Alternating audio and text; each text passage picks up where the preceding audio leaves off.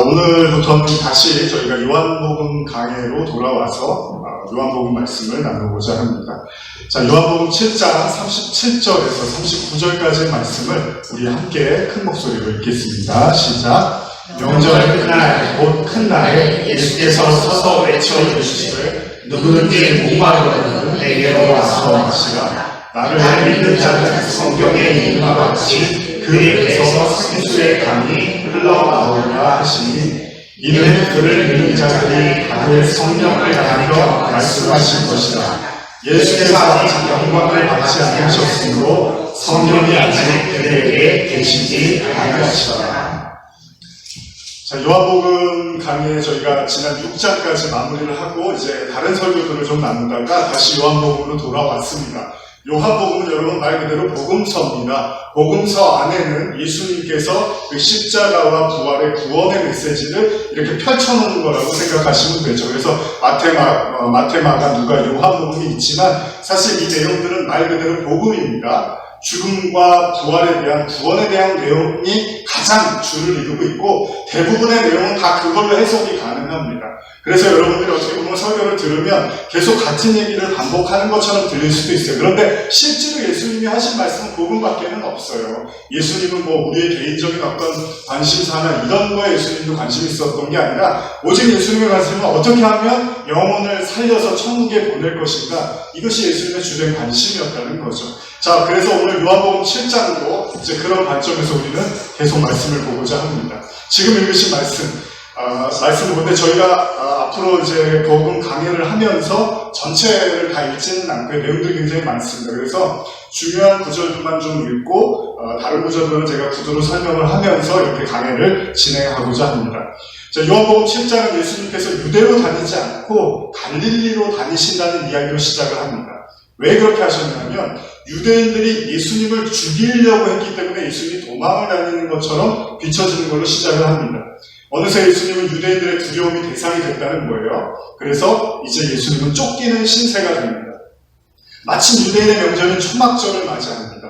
초막절이라는 것은 이스라엘 백성이 애굽에서 나와서 광야 생활을 하잖아요. 근데 그들이 임시 거처가 필요했잖아요. 잡을 먹고 하려면. 그래서 하나님은 초막을 이렇게 지어주셨잖아요. 그걸 기념하면서 의미가 뭐냐면 하나님이 우리가 광야 40년을 돌아다니는데도 불구하고 우리를 먹이고 입히고 살리셨다라는 것을 감사하는 의미에서 이 초막절을 지내는 거죠. 그런 절기가 지금 7장에 등장을 하고 있습니다. 이때 예수님의 주변에 있던 형제들이 이런 말을 합니다. 이건 제가 읽어드릴게요. 7장 3절에서 5절입니다. 그 형제들이 예수께 이르되 당신이 행하는 일을 제자들도 보게 여기를 떠나 유대로 가소서. 스스로 나타나기를 구하면서 묻혀서 일하는 사람이 없나니 이 일을 행하려고 하거든 자신은 세상에 나타나소서 하니 이는 그 형제들까지도 예수를 믿지 아니하는 거다. 여기서 형제들은 꼭 그 예수님의 가족을 얘기하는 게 아닐 수도 있습니다. 예수님의 주변에 가까웠던 사람들이 예수님께 말을 하는 거죠. 이런 말이에요. 그렇게 알려주고 싶으면서 사람들한테 그렇게 보여주고 싶으면서 왜 명절에 사람들 많이 모인 곳에 안 가십니까? 라고 이야기를 합니다. 이 말의 의도가 정확하지는 않지만 5절에 보면은 이 말의 의도가 어쨌든 간에 형제들까지도 예수를 믿지 않았다라는 의미로 해석을 하는 걸 보면 좋은 얘기를 한 게 아니에요. 지금 예수님한테. 뭐 그렇게 알려주고 싶으면 좀 사람들 앞에 가시죠. 이런 얘기였다는 거죠. 그런데 예수님이 동시에 자신의 그 핍박, 내가 왜 그 사람들 앞에 이렇게 갈 수 없는 사실도 또 말씀하셨어요. 7장 7절에 보시면 이거 한번 같이 읽어볼까요? 세상이 너희를 미워하지 아니하되 나를 미워하니 이는 내가 세상의 일을 악하다고 증거합니다. 사람들이 예수님을 미워한대요. 우리를 미워하는 게 아니라 예수님을 미워하는데 왜 예수님을 미워하냐면 예수님은 사사건건 그게 다 악하다고 이야기를 한다는 거예요. 사람들이 예수님을 불편해하는 이유가 바로 사람들의 일에 대해서 악하다고 말씀을 하시기 때문이라는 거죠. 우리가 말씀 들을 때 절대 여러분들 잊지 마셔야 될 거는 이 부분입니다. 예수님은 사람들의 하는 일에 동조를 하시고 격려하고 돕는 것에 목적이 있지 않고요. 예수님의 목적은 오로지 죄인을 구원하셔야 되기 때문에 그러려면 반드시 저와 여러분들이 죄인이 되어야 되는 거예요. 죄인이 아닌 사람한테는 예수님이 필요가 없는 거니까. 그래서 예수님은 자꾸 우리에게 죄를 말씀하시는 거예요. 우리 죄를 인정하고 고백하고 회개를 해라. 그러면 구세주를 만날 수 있다. 그래서 주님은 늘 세상을 향해서 자꾸 악하다고 하는 거죠. 이런 얘기를 누가 반기겠습니까? 예수님의 형제들과의 대화 이후에도 마치 예루살렘에 올라가지 않을 것처럼 보이는데 그 형제들이 예루살렘에 올라가고 예수님이 쫓아갑니다. 근데 거기서 멈추는 게 아니라 예수님이 성전에 가셔서 이제 가르치기 시작합니다. 그리고 그의 가르침을 듣고 사람들이 놀라기도 하고 또다시 논쟁이 붙기도 합니다. 그러니까 예수님이 가시는 곳에는 이렇게 조용할 날이 없는 거예요. 왜냐하면 예수님이 사람들에게 또 뭐라고 하셨냐면 떡하니 그 예루살렘의 그 절기를 지키러 온 사람들한테 모세의 율법을 이야기하면서 너희들은 모세의 율법을 지킨 적이 없다는 거예요. 자꾸 이런 얘기를 하시는 거예요. 그러니까 자꾸 그런 말을 하니까 당연히 죽이고 싶겠죠, 사람들이. 그래서 화가 난 사람들이 예수님을 향해서 귀신 들렸다고까지 말을 해요. 왜냐하면 예수님이 너희들이 나를 미워하고 너희들은 이제 나를 죽일 거야. 이런 얘기를 자꾸 하신다는 거죠. 사람들과 말씀을 나누시지만 사람들은 예수님의 말씀을 이해를 잘 못합니다. 마치 서로 다른 말을 하고 있는 것처럼 예수님과 사람들에게 거리가 좁혀지지가 않는 거예요. 그리고 초막절이 끝나갈 무렵에 오늘 예수님의 이 말씀을 예수님이 선포하시는 거죠. 다시 한번 읽어볼까요? 37장 38절입니다. 37절 38절 시작. 명절의 날 훗날에 예수께서 서서 외쳐 이르시되 누구든지 목마르면 내게로 와서 마시라. 나를 믿는 자는 성경에 있는 것 같이 그 배에서 생수의 강이 흘러나오리라 하시니. 자, 얼마 전까지만 해도요, 형제들에 의해서 왜 자신을 드러내지 않습니까? 라고 질문을 받았던 예수님이 사람들하고 딱 서더니 크게 말씀하시는 거예요. 누구든지 목마르려고는 다 내게로 와서 마셔라. 이렇게 말씀을 하세요. 근데 중요한 건 이게 무슨 말이냐? 목마른 사람은 예수님으로 인해서 갈증이 해소가 된다. 이런 얘기잖아요. 자, 물론 육체적인 갈증은 아니겠죠, 그죠? 육체적인 갈증은 물을 마셔야 되는 거예요. 그러면 뭐에 목마르냐고요? 뭐에 목마르냐? 다른 의미겠죠. 이런 말씀하고 비슷한 말씀이 예수님이 하신 말씀이 있죠. 마태복음 11장 28절입니다. 같이 읽어볼까요? 시작. 수고하고 무거운 짐진 자들아 다 내게로 오라. 내가 너희를 쉬게 하리라. 자, 수고하고 무거운 짐을 진 자들을 쉬게 해주겠다고 주님이 오래요. 얼핏 보면 얼마나 멋진 말입니까? 그런데 현실에서 한번 따져보자고요. 정말 그렇습니까? 주님을 만나면 여러분들이 안식과 쉼을 얻고 계십니까? 제가 청소년 뒤에 교회를 다니면서 거의 그 주말에 거의 시간을 교회에서 다 보냈습니다. 아마 여기도 그런 분들 많이 있을 겁니다. 친구들이 좋아하고 교회 분들이 얼마나 친절한지 몰라요. 밥도 많이 사주시고 맨날 이렇게 먹을 거 많이 해주시고 얼마나 좋은지 몰라요. 어쩌면 집보다도 교회가 더 좋았는지도 모릅니다. 그냥 교회 아이들과 함께 있는 것만으로도 행복했습니다. 주님은 지금 이런 말씀하시는 건가요? 교회 오면 참 좋아. 그러니까 교회에 와라. 아니면 다른 의미가 있는 건가요? 우리는 지금 주님으로 말미암아 저와 여러분들은 휴식을 누리고 계시나요? 수고하고 무거운 짐을 졌던 여러분과 제 마음이 주님을 만나면 놓아지게 되고 쉼이 이렇게 오냐는 거죠. 예전에 제가 교회 수련회를 이제 이렇게 자주 가는데 사역자가 돼서는 이제 주관하는 입장이 됐죠. 그럴 때 사람들이 수련회 기간이 되면 굉장히 부담스러워요. 왜냐하면 시간적인 어려움이 있고 또 그렇게 가서 이렇게 성도분들하고 같이 어울리는 게 좀 어색하기도 하고 그러니까 처음에는 이렇게 갈등을 하다가 이제 2박 3일이 이렇게 같이 보내고 시간이 지나면 어떻게 되죠? 그렇게 어색하고 불편했던 사람들이 나중에 굉장히 친해져 있습니다. 물론 뭐 사람마다 다르겠지만요. 그러면서 나중에는 되게 좋다 이 시간이 이런 걸 느껴요. 왜요? 함께 예배드리고 웃고 울고 함께 음식 나누고 그렇게 재밌는 시간 보내다 보면 어느새 교인이 아니라 그냥 가족처럼 느껴지기도 하죠. 수련회가 끝나갈 때쯤 되면 어떤 일이 일어나냐면 이제 집에 가기가 싫어지는 거죠. 그냥 같이 이 사람들하고 매일 밥 먹고 예배드리고 밥 먹고 예배드리고 얘기하다가 밥 먹고 예배드리고 그냥 이러고 싶어지는 거죠. 일상으로부터 빠져나와서 다른 시간으로 깊이 들어가 보니까 그것도 나쁘지가 않더라는 거예요. 그런데 우리는 수련회를 매일 할 수는 없으니까 그리고 청소년기에 좋았던 교회 생활도 다시 돌아가기도 어려워요. 물론 그런 추억거리들이 흐뭇하게 우리 마음 한구석에 남아있을 수는 있지만 그게 교회가 아니더라도 그런 감정은 어디서나 느낄 수가 있다는 겁니다. 여러분들은 교회에서 쉼을 생각하면 무엇이 떠오르십니까? 청소년 때 주일예배 마치고 제가 노방전도를 좀 나갔었거든요.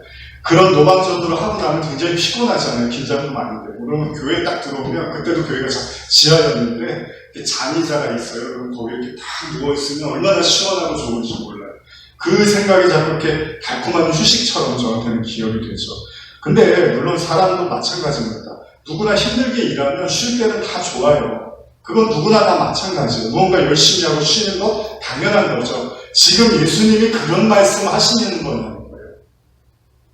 예수님은 지금 자신이 우리를 쉬게 해주겠다고 말씀을 하시는데 이게 지금 무슨 말씀이냐는 거예요. 오늘 본문의 말씀에 돌아가서도 예수님은 누구든지 목마른 자는 자신에게 나오라고 하십니다. 그런데 그 목마름이 육신적인 건 아니잖아요. 그럼 무슨 다른 목마름인데 그게 뭐냐는 거예요. 그렇다면 우리는 그 목마름에 대해서 먼저 이해를 해야지 그 쉼의 의미를 이해할 수 있을 거라는 거죠. 여러분, 그 목마름은 뭘까요? 사실 예수님이 이 목마름에 관한 말씀은 요한복음 4장에서도 이미 사마리아 여인과 대화가 나누셨던 겁니다. 정오의 떼어볕에서 예수님은 한 우물가에서 부정하다고 일컫는 사마리아 여인에게 물을 달라고 하십니다. 그런데 여인은 뭐라 그러죠? 왜 나한테 말을 거십니까? 그러면서 의아하게 생각해요. 이때 예수님이 하신 말씀 요한복음 4장 10절인데요. 같이 읽을까요? 시작. 예수께서 대답하여 이르시되 내가 만일 하나님의 성물과 또 내게 물 좀 달라 하니까 누군 줄 알았더라면 내가 그에게 뭐랬을 것이고 그가 생수를 내게 주었으리라. 예수님은 느닷없이 우물가에서 생수를 언급합니다. 우물가에서 물을 달라고 해야 되는데 다른 물을 이야기하신단 말이에요. 그러면서 네가 내가 누군 줄 알았다면 나한테 물을 달라고 했을 거야. 이런 말씀을 하세요. 무슨 물입니까? 우리가 마시는 물이 아니잖아요. 그러면 결국 목이 마르다는 것도 생각해 봐야 된다는 거죠. 자, 무엇에 목마른 건가? 예수님이 대표적인 설교 산상수훈을 보면 잘 나와 있습니다. 마태복음 5장 6절인데요. 같이 읽어볼까요? 시작. 의에 줄이고 목마른 자는 복이 있나니 그들이 배부를 것이며. 저도 물 좀 마시겠습니다. 여러분과 제가 너무나 잘 알고 있는 메시지죠. 우리가 잘 알고 있는 팔복 중에 하나입니다. 예수님은 지금 목마름의 이유가 뭐라고 하죠? 의에 목마르고 줄인 자는 복이 있다고 하는 거죠. 그러면 의에 목마르고 줄인다는 건 또 무슨 의미일까요? 의라는 게 뭐죠, 여러분? 의라는 것은 쉽죠. 의롭다는 거죠, 의롭다. 그러면 단순하게 생각하면 의에 줄이고 목이 마르다라는 것은 의로움에 대한 목마름, 그러니까 쉽게 설명드릴게요. 여러분과 제가 너무 착해지고 싶은 그 강렬한 목마름, 혹은 이 세상에 정말 의로운 사람이 존재할까에 대한 그런 목마름, 둘 중에 하나입니다. 그러니까 저와 여러분들이 의로운 사람을 찾거나 아니면 의로워지기를 원할 때 목마름이 생긴다는 거죠. 그러니까 저와 여러분 생각하는 단순한 의미에서의 목마름하고는 좀 거리가 있을 수가 있다는 겁니다. 일반적으로 우리가 뭔가 삶이 잘 안 풀리고요, 되는 일이 없고 삶이 힘겨울 때 그걸 위로해주고 격려해줄 사람이 필요하죠. 그리고 그것을 우리는 뭐라고 생각하죠? 목마름이 해소됐다고 생각해요. 저와 여러분들도 뭔가 힘든 일이 있는데 누가 그걸 이렇게 위로해줬어요. 뭐 설교를 통해서나 아니면 주변 사람들은 나 이렇게 목마름이 해결됐다. 그러나 성경은 그런 얘기를 하고 있지 않습니다. 그렇다면 오늘 본문의 팔복의 내용을 보면 저와 여러분들은 정말 의에 목마르고 줄인가? 그러니까 예수님이 하신 말씀은 틀리지 않은 게요, 예수님 말씀에 책임을 져야 되잖아요. 그러면 의에 목마르고 줄인 사람은 예수님이 해결을 해줄 수가 있대요. 이런 말씀이에요. 그 목마름과 배고픔을 예수님이 배부르게 해주고 해결시켜 주겠다는 거예요. 그래서 요한복음 7장 38절 오늘의 본문에서 나를 믿는 자는 성경의 이름과 같이 그 배에서 생수의 강이 흘러나온다. 그러니까 진짜 목마름을 가지면 주님은 그 배에서 목마름을 해결해 주겠다는 거죠. 이 생수를 요한복음 4장에서 이렇게 표현하는데요. 제가 읽어드릴게요. 예수께서 대답하여 이르시되 이 물을 먹는 자마다 다시 목마르려느냐? 내가 주는 물을 마시는 자는 영원히 목마르지 아니하리니 내가 주는 물은 그 속에서 영생하도록 솟아나는 샘물이 되리라. 이런 말씀 있잖아요. 현대어로 이렇게 14절만. 그러나 내가 주는 물을 마시는 사람은 그것이 그의 속에서 샘솟는 샘물이 되어 영원한 생명에 이르게 할 것이다.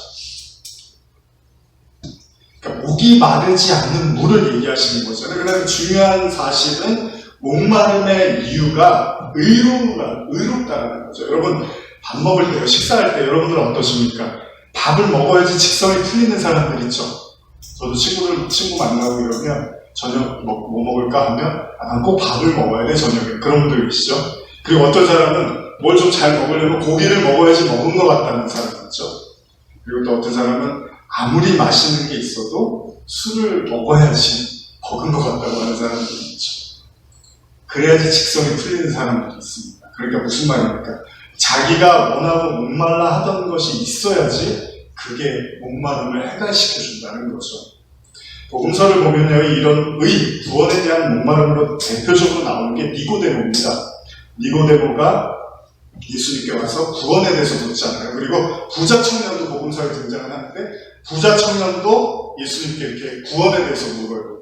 근데 이런 사람들은 예수님을 왜 찾아갔냐면 어떤 삶의 문제라든지 질병, 귀신 들림 혹은 개인적인 어떤 어려움을 가지고 예수님을 찾아온 게 아니고요. 이 사람들은 어떻게 하면 구원을 받을 수 있을까? 내가 어떻게 하면 정말 하나님의 그 의를 가질 수 있을까? 이런 고민들을 통해서 예수님을 보니까 저분이 뭔가 특이한 거예요. 그래서 그분을 찾아갔다는 거죠. 요한복음 3장 2절에 보면 니고데모는 이렇게 말합니다. 그가 밤에 예수께 와서 이르되 랍비여, 우리가 당신은 하나님께로부터 오신 선생인 줄 아나이다. 하나님이 함께 하시지 아니하며 당신이 행하시는 이 표적을 아무도 할 수 없습니다. 마가복음 10장 17절은요, 부자 청년이 예수님께 묻습니다. 우리 같이 해볼까요? 시작. 예수께서 길을 나가실 때 한 사람이 달려와서 물어보자 묻자오되 선한 선생님이여, 내가 무엇을 하여야 영생을 얻으리까? 사실 대부분의 사람들은요, 예수님을 보면서 구원에 대한 갈망보다는 사실 그가 자신이 악하다고 자꾸 하고 하나님을 사랑하지 않는다고 예수님이 자꾸 이런 말씀을 하시니까 그게 불쾌해서 예수님과 멀어집니다. 근데 모든 사람이 그렇지는 않습니다. 어떤 사람은 진짜 구원에 대한 목마름으로 주님을 찾기도 한다는 거죠. 자, 의에 목마르다. 이건 의롭다, 선하다, 이런 의미가 있습니다. 그러니까 인간이 선을 추구하는 이유, 물론 사람이니까 다 선하게 살아야 되죠. 기본적인 가치라고 생각도 하지만 또 다른 의미에서 인간과 짐승이 다른 이유는 바로 인간이 선하기 때문이라고도 말을 합니다.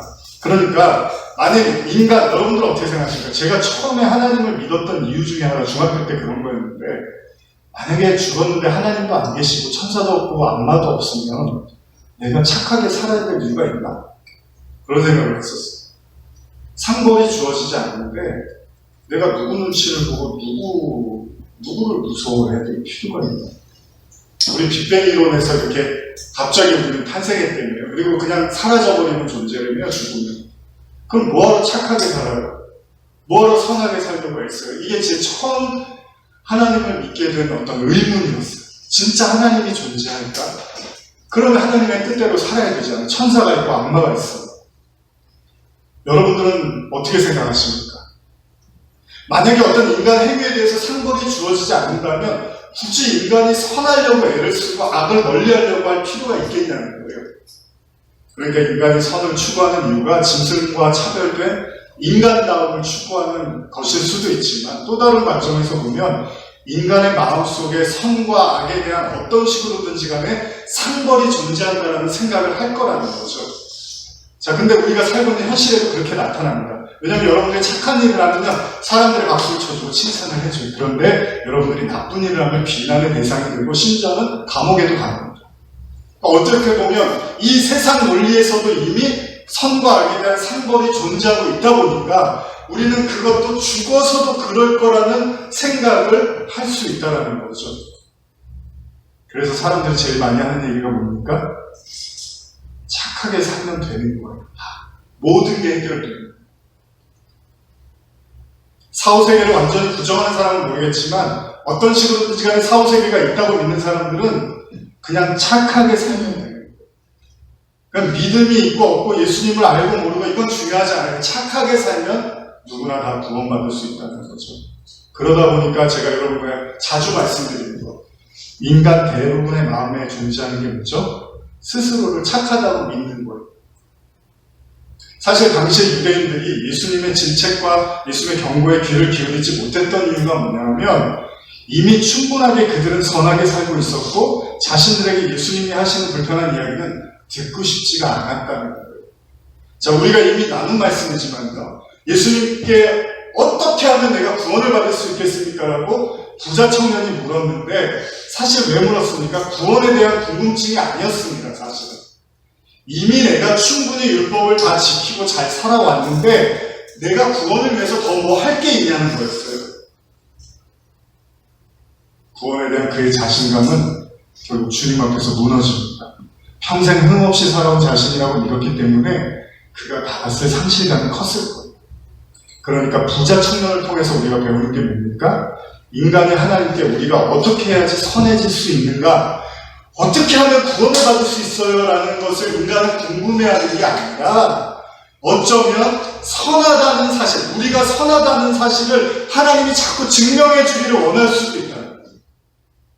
사실 이 부분이 인간의 정말 악한 부분입니다. 왜냐하면 예수님 당시에 유대인들도 예수님을 적대시할 수밖에 없었던 게 그들은 이미 충분히 선하다고 믿고 있는데 자꾸 예수님은 그들에 대해서 선하지 않다고 말을 하는 거예요. 이게 구약에서도 깨지지가 않아요. 구약에서 신약을 넘어와서도 그 신약이 사라지지가 않습니다. 무슨 말씀입니까? 어쩌면 인간은 진짜 선해지기를 원하는 게 아니라 선하다는 것을 스스로 믿고 싶을지도 모른다는 거예요. 중요한 이야기입니다. 한번 잘 생각해 보세요. 그래서 인간이 하나님의 의를 받아들이기 힘든 이유는 바로 이미 내가 의로운데 뭘 하나님이 필요하지? 하나님 필요해요. 왜요?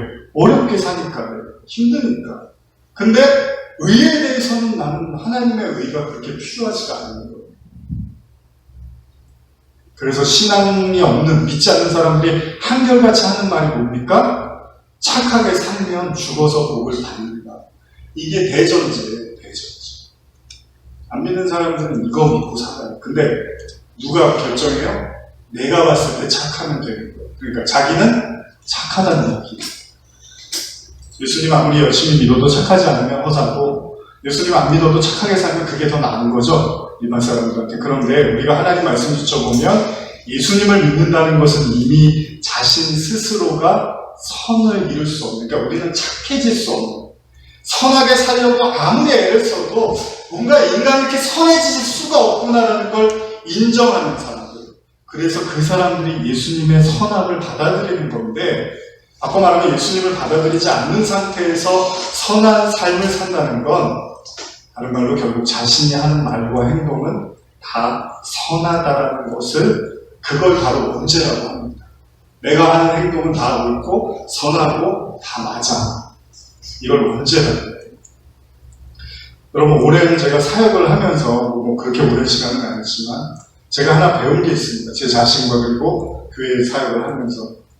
뭐냐 하면 인간이 가장 내려놓기 힘든 게요, 이 스스로 착하다고 생각하는 이 마음을 못 내려놔야 됩니다. 이게 안 깨집니다. 거의 불가능하다고 보셔야 돼요. 나는 착한 사람이다. 그래도 나는 선하게 살았어. 그래도 나는 남 못지않게 사람 구실하고 남한테 하나 불편하게 하지 않았어. 이거야 안 깨집니다. 죽을 때까지 이거 쉽지 않습니다. 왜냐하면 성경이 그렇게 말하고 있어요. 이런 사람한테는 의의가 필요가 없습니다. 여러분들 잘 생각해 보세요. 예수님이 야곱의 우물 앞에서 생수를 이야기해요. 사실 그건 그런 거예요. 율법을 통해서 선을 완성하려고 하는 자들에게 그거 갖고는 불가능해. 내가 주는 생수만 가능한 거야 라고 아주 큰 말씀을 던지신 거거든요. 근데 오래전 유대인들이 그랬던 것처럼 그들은 제사를 통해서 스스로 선하지 않다는 걸 깨달은 게 아니라 여러분 잘 들어보세요. 그들은 열심히 하나님께 제사를 드리면서 여러분과 저의 그들의 선을 계속 정비하는 거예요. 그래서 그들이 예수님이 오셨을 때 이미 부족할 것이 없는, 아쉬울 것이 없는, 이미 배부르고 하나님의 축복받은 자로 모든 걸 다 지혜롭게 보고 있는 자로 예수님 앞에 서는 거죠. 마가복음 2장 16절 17절 한번 같이 읽어볼까요? 시작. 바리새인의 서기관들이 예수께서 죄인인 세리들과 함께 잡수시는 것을 보고 그의 제자들에게 이르되 어찌하여 세리들이 죄인들과 함께 먹는가? 예수께서 드시고 그들에게 이르시되 건강한 자에게는 의사가 쓸데없고 병든 자에게는 쓸데있느니라. 나는 의인을 부르러 온 것이 아니요 죄인을 부르러 왔노라 하십니다. 현대어로 16절 읽어드릴게요. 그때 바리새파 율법학자들이 예수께서 평판 나쁜 사람들과 같이 식사하는 것을 보고서 제자들에게 말했다. 어떻게 당신네 선생은 저런 인간들과 같이 식사를 하는 거요? 예수님과 함께 했던 죄인들의 특징이 뭡니까? 주님은 자신을 필요로 하는 자들은 의인이 아니라 죄인이라고 합니다. 여기서 말하는 죄인은 뭡니까? 이것도 여러분 잘 생각하셔야 돼요. 버릇없고 고집세고 돈 좋아하고 말 함부로 하고 폭력적이고 남 의식하지 않고 잘난 척 많이 하고 자기 이익이라면 뭐든 하는 사람을 얘기하는 게 아닙니다.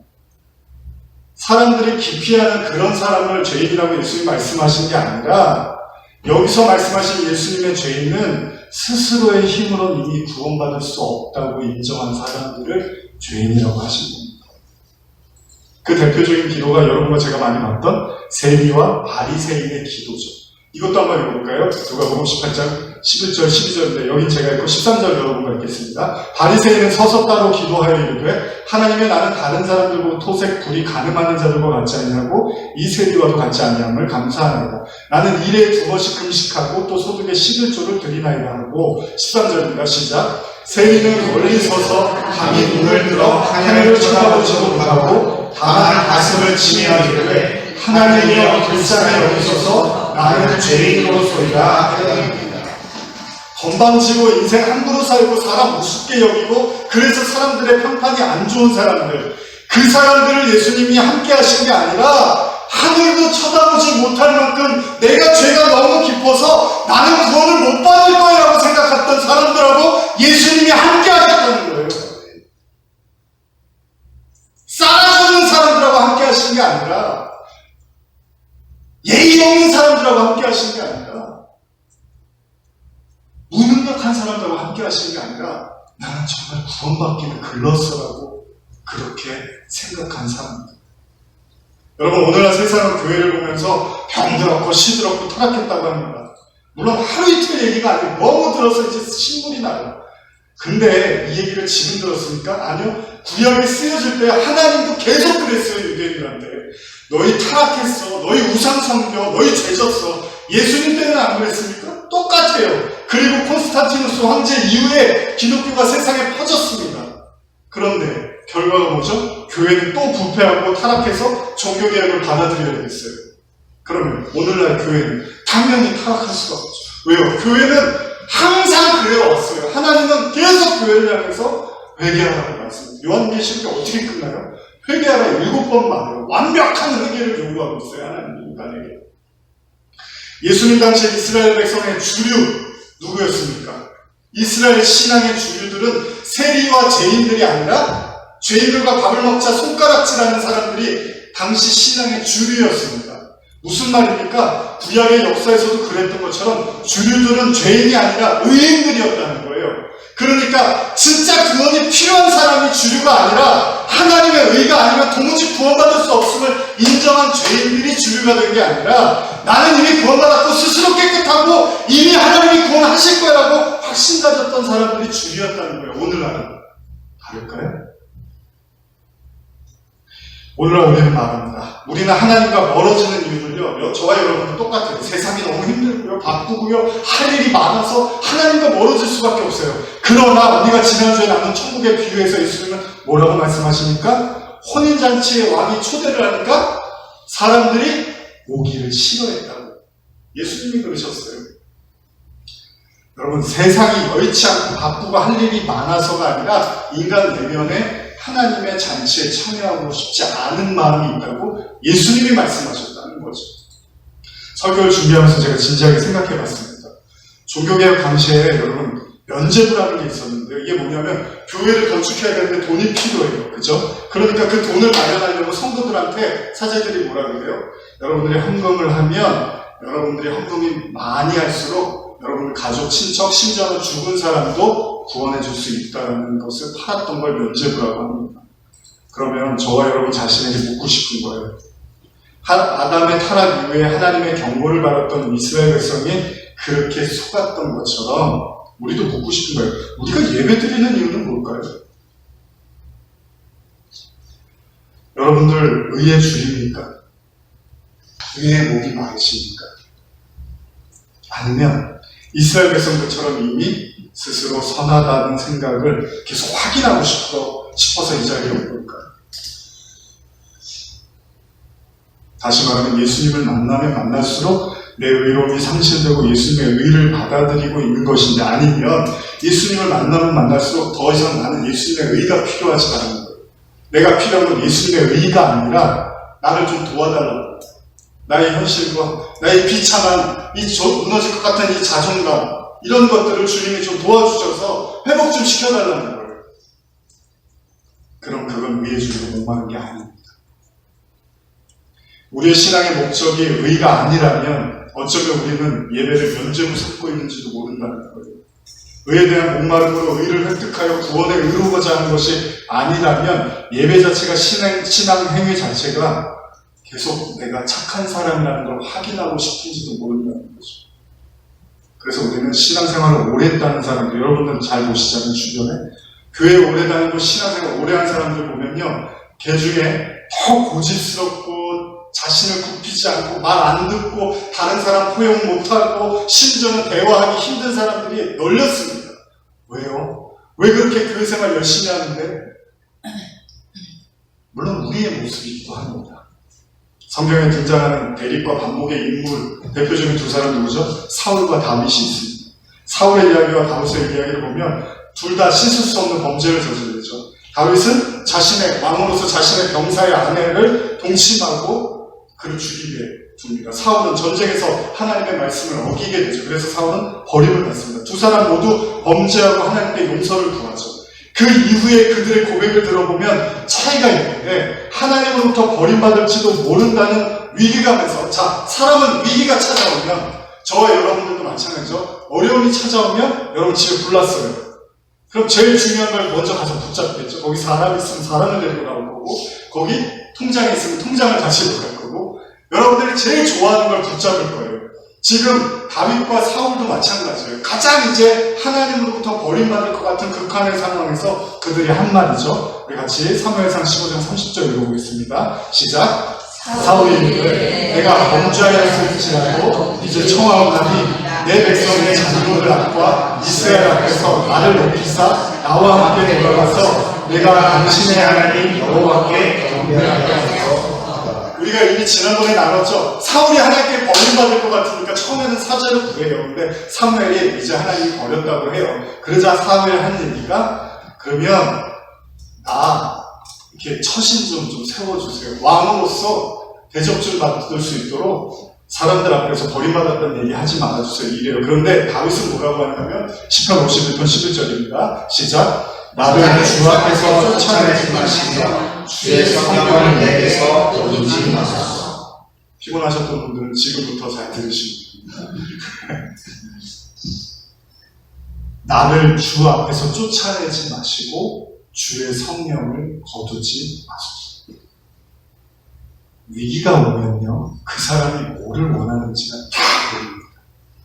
대부분의 크리스찬들은 위기가 오면 하나님을 제일 먼저 거부합니다. 성경의 짐은, 그래서 이스라엘 백성들이 사사기에서 계속 하나님을 수시로 버리는 거예요. 왜요? 의의 목이 마르지 않았습니다. 그들이 하나님으로부터 모든 걸 박탈당할 수 있음을 알자 그들이 진짜 염려하는 걸 말하는데, 한 사람은 자기의 영광이 무너질 것에 대해서 두려워합니다. 그러나 다른 한 사람은 하나님의 영이 자신으로부터 떠나갈 것을 두려워하더라. 왜 사울이 버림받았는지 아시겠죠? 그는 의에 관심이 없었어요. 하나님의 관심이 있었던 사람이 아니었어요. 하나님도 잘 알고 계셨어요. 의의 주인 자, 즉 하나님의 구원에 목말라 하는 자, 그리고 세상의 영광에 목말라 하는 자, 그건 위기의 상황에서 계속 드러나게 돼 있다는 거예요. 저와 여러분도 마찬가지예요. 여러분과 제가 환경과 상황이 궁핍이 오고 어려움이 딱 오면요, 여러분들 마음에서 바로 나옵니다. 하나님으로부터 멀어지는 것이 두려운 게 아니라 세상의 영광으로부터 멀어지는 것이 두려운 자가 있는 반면에 하나님으로부터 영영이 분리되는 것이 두려운 자가 있더라는 거예요. 우리는 우리 현실을 통해서 우리 자신을 들여다보게 되는데 정말 우리가 원했던 게 뭔지를 하나님은 싹 보여주시는 거죠. 야고보서에 보면 이런 말씀이 있습니다. 야고보서 4장 2절 3절 너희는 욕심을 내어도 얻지 못하며 살인하며 시기하여도 능히 취하지 못하므로 다투고 싸우는도다. 너희가 얻지 못하면 구하지 않기 때문이요 구하여도 받지 못하면 정욕으로 쓰려고 잘못 구하기 때문입니다. 자, 기본으로 돌아갑시다. 하나님은 인간의 기도의 부족 때문에 응답을 하시지 않는 게 아니라고 지금 야고보서에서 말합니다. 하나님이 응답하지 않는 이유는 성도의 기도가 정욕에서 시작될 때 그것들을 얻을 수 없다고 말을 해요. 사실 사람이 납득하기 어렵습니다. 왜냐하면 그럼 구하라는 얘기예요. 말라는 거예요. 뭐 구한다 그러면 이건 들어준다고 그러면 안 들어준다고 그럼 뭘 어떻게 해야 되는 거예요? 생각하면 머리가 복잡합니다. 이런 걸 보완하기 위해서 예수님이 아주 명확하게 해주신 말씀이죠. 마태복음 6장 31절에서 33절입니다. 아주 입이 닳도록 읽었던 구절을 함께 읽겠습니다. 시작. 그러므로 우리나라의 우리를 무엇을 먹을까, 무엇을 마실까, 무엇을 입을까 하지 말라. 이는 다 이방인들이 구하는 것이라. 너희 하나님 아버지께서 이 모든 것이 너희에게 있어야 할 줄을 아시느니라. 그런즉 너희 먼저 그의 나라와 그의 의를 구하라. 그리하면 이 모든 것을 너희에게 더하시리라. 다 얘기하셨어요, 예수님은. 수없이 단내가 나도록 말했고 들었던 이야기죠. 못이 박히도록 들었던 거죠. 근데 문제가 있어요. 이 말씀이 안 받아들여지더라는 거예요. 그러니까 예수님의 기도에 대해서 뭐라고 가르치니까 먹고 마시고 입는 문제는 기도의 제목이 해당이 안 된다는 거예요. 예수님이 더 잘하십니다. 인간의 삶에서 의식주의 문제는 당연히 중요한 거죠. 이 문제는 하나님이 더 잘하십니다. 회사에서 취직이 안 돼갖고 전전긍긍하는 거, 집세가 없어서 걱정해야 되는 거, 이사 가야 되는데 이사 갈 집을, 그런 것들, 자녀들의 학비 문제, 심지어는 먹을 게 없어서 괴로운 사람들, 돈 들어갈 때는 많은데 계속 다른 문제가 뻥뻥뻥 여기저기서 터져요.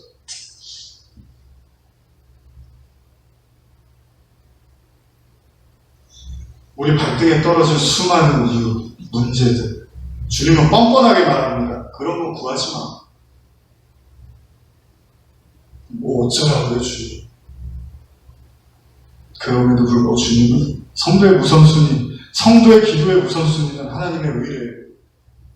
팔복을 통해서도 말씀하신 의에 주리고 목마른 자, 하나님의 구원에 목마른 자, 오늘 저와 여러분들이 읽었던 누구든지 목마르려거든 내게로 와서 마시라.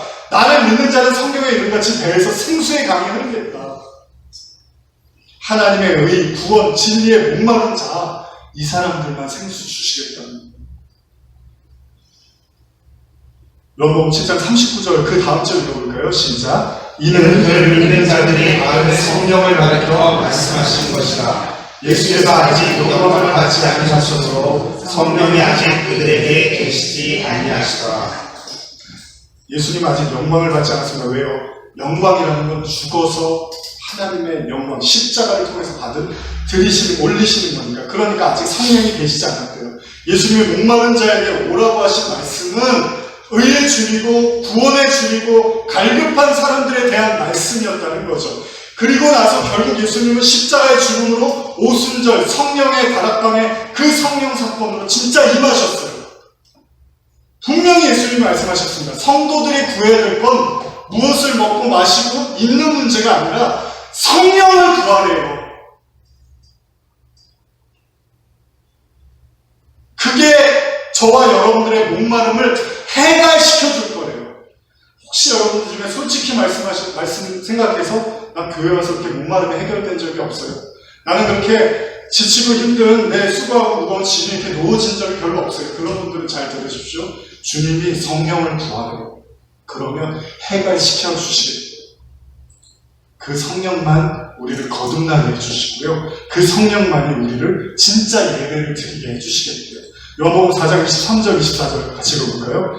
아버지께서 참되게 예배하는 자들 영과 진리로 예배할 때가 오나니 곧 이때라. 아버지께서는 자기에게 이렇게 예배하는 자들을 찾으시는가. 하나님은 영이시니 예배하는 자가 영과 진리로 예배하시니.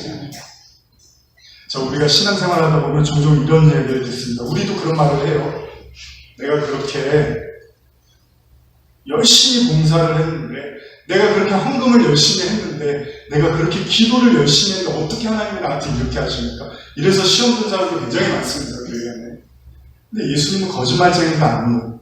그가 반드시 주시겠다고 하는 것은 의에 줄이고 목마른 자에게 성령을 주시겠다고 하는 거지, 그냥 아무거나 와서 빌면 내가 다 해결시켜줄게. 예수님 그런 말 안 하셨습니다. 예수님 비유를 통해서도 이걸 말씀하셨는데요. 누가복음 11장 5절에 보면 그 떡 달라고 그 요청하는 자들 있잖아요. 시간이 없어서 제가 다 읽지 못하지만. 그러면서 예수님이 이런 말씀을 하셔서 11장 9절 이하 보면 제가 읽어드릴게요. 누가복음 11장 9절 이하 보면 내가 또 너희에게 이르노니 구하라 그러면 너희에게 주실 것이요 찾으라 그러면 찾아낼 것이요 문 두드리라 그러면 너희에게 열릴 것이니 구하는 이마다 받을 것이요 찾는 이마다 찾을 것이요 두드리는 이에게 열릴 것이다. 너희 중에 아버지 된 자로 누가 아들이 생선을 달라 하는데 생선 대신에 뱀을 주며 알을 달라고 하는데 정갈을 주겠느냐. 13절만 같이 읽을까요? 시작. 너희가 악할지라도 좋은 것을 자식에게 줄 알거든 하물며 너희 하늘 아버지께서 구하는 자에게 성령을 주시지 않겠느냐 하시느니라. 주님이 성령 주시겠다는 걸 바울이 뭐라고 말하냐면요. 로마서 8장 9절 제가 읽어드릴게요. 잘 들어보세요. 만일 너희 속에 하나님의 영이 거하지 않으면 너희가 육신에 있지 않고 영에 있나니. 그 다음 읽어볼까요? 누구든지 그리스도의 영이 없으면 그리스도의 사람이 아니에요. 이게 무슨 말이냐면요. 그냥 믿으면 된다고 성경은 얘기 안 합니다. 그리스도의 영이 여러분들 안에 없으면 그리스도의 사람이 아니라고 얘기해요. 그래서 제가 주일마다 흥분하는 거예요. 성경은 그냥 믿으면 다 구원받아 이런 얘기 안 해요. 반드시 여러분 십자가와 부활과 회개와 성령의 세례를 받아야 된다는 거죠. 근데 많은 성도들이 아마 그랬을 거예요. 그리스도의 영? 나 옛날에 기도하다가 막 마음이 뜨거워져서 눈물 나고 막 회개기도 한 적 있어. 그거지 뭐. 나 기도하면 막 하나님의 음성이 들려. 뭐 그거 아니야? 그런 기억이나 체험 혹은 예배나 삶을 통해서 그냥 크게 받았던 위로나 말씀들을 그냥 내 안에 그리스도의 영이 존재한다고 그냥 믿어버릴 수도 있어요. 그것도 스스로 선하다고 믿는 인간의 원죄 신념에서 비롯된 거라면, 그래서 하나님의 의가 아니라 자신의 의를 선임이라고 믿듯이 자신의 느낌과 경험에 의존해서 내 안에도 이미 성령이 계셔. 여러분 이렇게 믿어버리면 여러분 한번 심각하게 생각해 볼 필요가 있습니다. 확신이 없다면 내 안에 성령이 계시다는 걸 확실하게 여러분들이 고백하지 않는 여러분들 한번 심각하게 고민해 볼 필요가 있는 거예요. 바울은 사도행전에서 이런 경고를 하는데요. 사도행전 19장 1절 2절 제가 읽어드릴게요. 아볼로가 고린도에 있을 때 바울이 윗지방을 가며 에베소에 와서 어떤 제자들을 만나 이르되 너희가 믿을 때 성령을 받았느냐. 이르되 아니라 우리는 성령이 계심도 듣지도 못했다. 우물가에서 숭늉 찾는다는 말이 있습니다. 이건 성급함에 대한 비유인데요. 숭늉은 먼저 쌀을 깨끗이 씻고 물을 넣어서 끓여서 충분히 익힌 후에 냄비의 바닥에 남은 누룽지를 긁어내서 물을 붓고 다시 끓여야지 구수한 숭늉이 됩니다. 이 과정을 다 무시한 채 인간이 나는 이제 주님 믿었으니까 착하지 뭐 내 안에는 성령이 계셔 라고 믿어버리면 이게 유대인들이 가졌던 신앙과 크게 다르지 않습니다. 그렇게 평생 눈먼 이스라엘 백성처럼 살다가 자기 자신의 신앙이 거짓이었다는 것도 깨닫지 못하고 그냥 나는 선한 사람이고 그렇게 믿다가 눈 감을 걸 생각하면 제가 답답합니다. 저 자신도 마찬가지입니다. 영생은 그렇게 간단한 문제가 아닙니다. 바울이 이런 얘기를 합니다. 고린도전서 9장 26절인데요. 그러므로 우리 같이 읽어볼까요? 시작. 그러므로 나는 전쟁하기를 한방 없는 것 같지 아니하고 싸우기를 호공을 치는 것 같지 아니하며 내가 내 몸을 쳐 복종하게 하면 내가 남에게 전파한 후에 자신이 도리어 어린 당할까 두려워하리로다. 현대로 읽어드릴게요. 우승을 하려면 달리는데 온 힘을 쏟기 위해서 모든 것을 전제해야 합니다.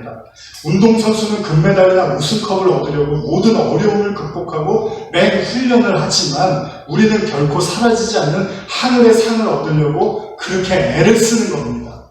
나는 결승점을 향하여 한눈 팔지 않고 전력을 다해 달리며 이기기 위해서 싸웁니다. 결코 장난삼아 달리지 않습니다. 운동선수처럼 나는 내 몸을 엄격히 단련합니다. 내 멋대로가 아니라 마땅히 할 일을 해낼 수 있도록 훈련합니다. 그렇게 하지 않으면 다른 사람들을 경기에 참가시켜놓고 나 자신은 실격자가 되어 퇴장 명령을 받을지도 모르기 때문입니다.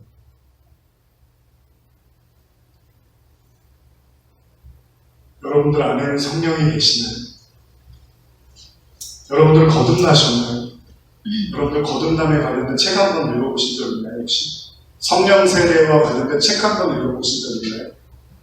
여러분들의 구원에 대해서 심각하게 고민하며 내가 정말 구원받은 자가 맞는지, 내 안에 정말 성령이 함께 하시는지, 내가 정말로 거듭난 사람인지를 여러분들은 의에 줄이고 목마른 자처럼 그렇게 하나님의 몸과 불러보신 적이 있나요? 주님이 말씀하십니다. 오늘 말씀 잘 기억하십시오. 다른 거 구하지 마십시오. 하나님이 구하지 말라고 다 설명까지 해놨는데, 그리고 나는 이거 다 알고 있어. 우리의 어려움, 너희들의 어려움 너무나 잘 알아. 그런데 성령 구해. 그럼 내가 주고 그 나머지 것들은 다 내가 알아서 해줄게. 우리 이걸 좀 받아들였으면 좋겠어. 저도 그렇고 여러분도. 하나님이 원하는 건 하나님의 얼굴 구하는 거예요. 그러면 이 모든 것을 다 너희에게 주십니다. 성령을 구하십시오. 생수를 구하십시오. 그러면 모든 목마름으로부터 해결시켜 주십니다. 예수님 거짓말쟁이가 아닙니다. 기도하시겠습니다. 목마른 자는 다 내게로 오라. 내가 마르지 않는 영원한 생수를 주시겠다고 주님 말씀하셨습니다. 어쩌면 우리가 지난 수십 년의 시간 동안 다른 걸 구하고 있었던 건 아닌가 돌아봅니다. 우리는 의에 줄이고 목이 마릅니다. 우리에게 성령을 부어 주시옵소서. 지금은 오늘 함께 나누실 말씀은 요한복음 7장 40절에서 43절까지의 말씀을 먼저 함께 읽겠습니다. 요한복음 7장 40절에서 43절입니다. 네, 우리 다 찾으셨으면은 우리 한 목소리로 같이 읽겠습니다. 이 말씀을 들은 무리 중에서 어떤 사람은 이 사람이 참으로 그 선지자라 하며 어떤 사람은 그리스도라 하며 어떤 이들은 그리스도가 어찌 갈릴리에서 나오겠느냐? 성경에 이르기를 그리스도는 다윗의 씨로 또 다윗이 살던 마을 베들레헴에서 나오리라 하지 아니하였느냐 하며 예수로 말미암아 무리 중에서 쟁론이 되니. 오늘은 요한복음 19번째 시간이죠. 저희가 지난 주일에 예수님의 그 7장의 말씀을 통해서 예수님이 생수를 구해라, 성령을 구해라 라는 말씀을 나눴습니다. 예수님은 사람들을 향해서 이렇게 외쳤는데요. 성전에 올라가서 초막절이었죠. 누구든지 목마른 자는 자신에게 와서 그 목마름을 채워라. 근데 그냥 채우는 게 아니라 성령으로 채우라고 말씀을 하셨습니다. 성도가 마땅히 구해야 되는 것이 뭔지를 예수님이 말씀하신 것이죠. 그래서 우리가 지난주에 말씀을 나눴죠. 성도들이 목이 마른데 그냥 목이 마르다 그러면 막연하게 누가 나 좀 위로해주고 내 어려움 좀 하소연 좀 들어줬으면 좋겠다. 그럼 내가 시원해지겠다. 이게 예수님이 말씀하신 게 아니라 의에 줄이고 목이 마른 것, 즉 하나님의 의로움에 대한, 구원에 대한 목마름을 말씀을 하셨습니다. 그래서 예수님은 성도들은 이방인들이 구하는 것과 다른 것을 구해야 된다고 말씀하셨습니다. 이방인들은 무엇을 먹고 마시는가에 대한 기도를 하겠지만 성도는 그건 이방인들이 하는 기도니까 다른 걸 구하라고 하셨고, 그것이 바로 하나님의 영, 다른 말로 진리의 생수라고 말씀을 하셨습니다. 예수님은 사람들 향해서 자신이 십자가를 지고 하나님의 영광을 받으면 오실 성령을 말씀하셨고, 그리고 결국 모든 성도들이 구해야 되는 것, 우리 로마서 8장에도 나눴죠. 그리스도의 영이 없으면 그리스도의 사람이 아니다라고 이야기했죠. 그러니까 예수님을 믿으면은 구원받았습니다가 아닙니다. 성경의 증언은 그리스도의 영이 우리 안에 거하면 그래야지 그걸 그리스도의 사람이다라고 말을 하는 거죠. 그래서 예수님이 모든 사람들 향해서 생수를 구하라고 말씀을 하십니다. 우리의 가장 중요한 기도는 바로 생수, 즉 성령이죠. 나중에 제가 설명드리겠지만 성령의 충만이라는 표현이 나오죠, 성경에서. 성령 충만은 뭐죠? 우리가 기도할 때 오늘 예배 성령 가운데 드리게 해주시고 성령이 함께 해주시고 이렇게 얘기를 하는데, 가끔 성경에 보면 성령 충만이라는 말이 있죠. 이 상태가 이제 스데반의 이야기에서 등장을 하는데, 여러분 스데반이 성령이 충만하자 하늘 문이 열리고 하나님과 그 어린 양 예수를 봅니다. 그게 뭐냐면 성령에 의해서 완전히 압도당한 상태인데 사실 어렵지 않습니다. 그리스도의 십자가에 완전히 못 박힌 자신을 완전히 그 주님께 내어드린 상태, 그때 하나님의 영에 의해서 완전히 그 정복당한 상태를 의미하죠. 결국 모든 성도가 가야 되는 그 길이라는 거죠. 저와 여러분들은 결국 성령의 충만함, 그리스도의 영의 충만함에 이르게 되는 것이고, 이걸 그리스도의 장성한 분량에 이르렀다라고 말을 하는 겁니다. 어쨌든 간에 예수님이 이런 말씀을 하시고 또 이제 예수님의 행보가 계속될 때마다 사람들은 계속 논쟁이 일어나기 시작하죠. 이런 말씀을 하시는 예수님을 보면서 선지자네, 아니네, 이게 항상 쫓아다니는 거예요. 이런 논쟁은 사실 예수님께 계속 따라다녔죠. 아울러서 그 바리새인들을 비롯한 지도자들이 이제 본격적으로 예수님을 체포하려고 합니다.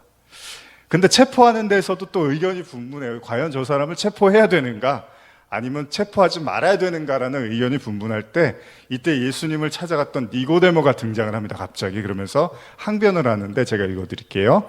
7장 51절 52절인데 우리 율법은 사람의 말을 듣고 그 행한 것을 알기 전에 심판하느냐? 그들이 대답하여 이르되 너도 갈릴리에서 왔느냐? 찾아보라, 갈릴리에서는 선지자가 나지 못하니라 하였더라. 니고데모가 화가 나서, 아니 말도 안 들어보고서 체포를 하는 게 어디 있습니까? 라고 이렇게 이야기를 합니다. 그가 선지자냐 아니냐의 이 논쟁. 자, 여러분들은 어떠십니까? 제가 기억에 남는 어떤 분하고 그 상담들이 가끔 있는데, 얘기를 이렇게 듣다 보면요, 이런 얘기를 해요. 자기는 솔직하게 예수님이 메시아로는 좀 받아들이기가 어렵다는 거예요. 그러니까 선지자 정도까지는 이해가 가는데 메시아라고는 믿기 어렵다라는 얘기를 저한테 이제 하는 분들이 있습니다. 아마 이 갈등은 누구나 다 예수님을 믿는 사람들에게 있을 수 있는 거죠. 그러니까 유대인들만 그랬던 건 아닙니다. 지금도 여러분들도 그럴 수 있고 또 밖에 있는 분들도 그 신앙인들의 마음속에 과연 예수가 메시아라고 우리가 믿을 수 있는가라는 궁금증을 갖고 있을 수 있습니다. 어찌됐건 간에 예수님은 계속해서 이제 말씀은 8장으로 넘어가고 있습니다. 우리 요한복음 7장 53절에서 8장 4절까지인데요. 오늘의 주 본문입니다. 같이 읽겠습니다. 다 각각 집으로 돌아가고 예수는 감난산으로 가시니라. 아침에 다시 성전으로 들어오시니 백성이 다 나아오는지라. 앉으사 그들을 가르치시더니 서기관과 바리새인들이 음행 중에 잡힌 여자를 끌고 와서 가운데 세우고 예수께 말하되 선생이여 이 여자가 간음하다가 현장에서 잡혔나이다. 사실 제가 이 본문은 설교를 너무 많이 해갖고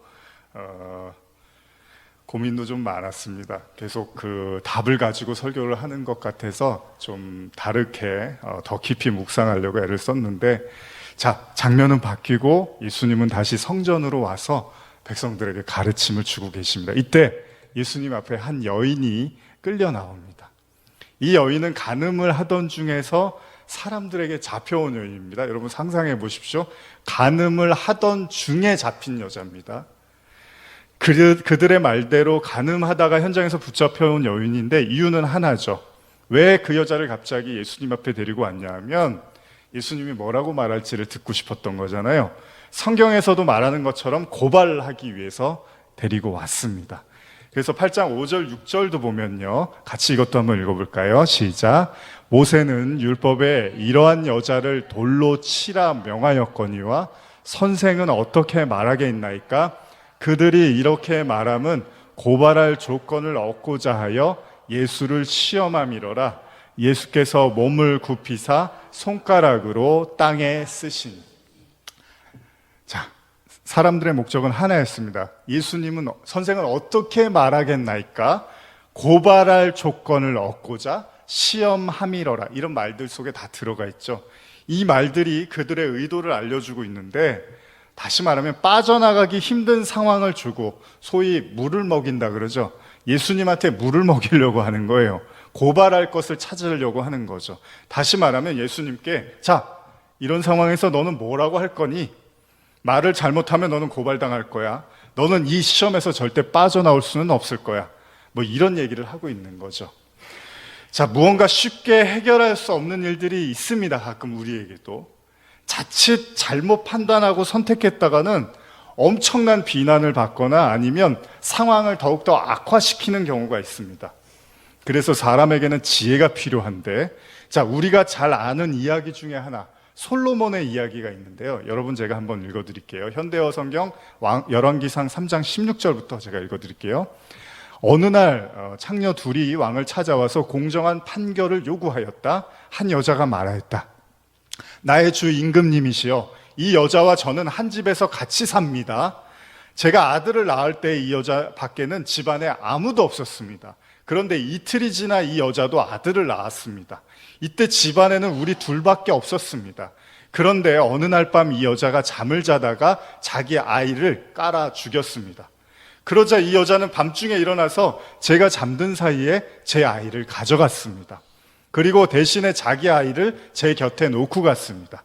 다음날 아침에 제가 일어나 아이에게 젖을 먹이려고 보니 아이가 죽어 있었습니다. 그래서 제가 아이를 자세히 살펴보니 제 아이가 아니었습니다. 이때 다른 여자가 소리쳤다. 그것은 거짓말이다. 산 아이가 내 아이고 죽은 아이가 내 아이야. 먼저 말한 여자도 대듭니다. 아니야, 죽은 것이 내 아이고 산 것이 내 아이야 하며 그 두 여자는 이렇게 왕 앞에서 서로 다투었습니다. 여러분 잘 아시는 얘기죠? 솔로몬은 굉장히 난감한 상황을 겪게 됩니다. 오늘날이면 그냥 유전자 감식 한번 하면 끝납니다. 뭐 그렇게 싸우고 뭐 할 필요가 없어요. 근데 과학의 발달이 안 되다 보니까 쉽게 끝날 일이 지금 솔로몬에게는 굉장히 중요한 일이죠. 지혜가 필요합니다. 자칫 잘못했다가는 한 어미와 자식이 평생을 볼 수 없는 일이 생기게 되고 말 그대로 생이별을 하게 됩니다. 아예 자기 엄마인지도 모르고 살아야 돼요, 평생을.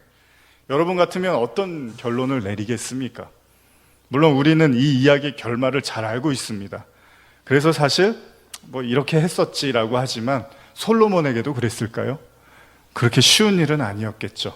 열왕기사 3장 23절 이하인데 이것도 제가 읽어드릴게요.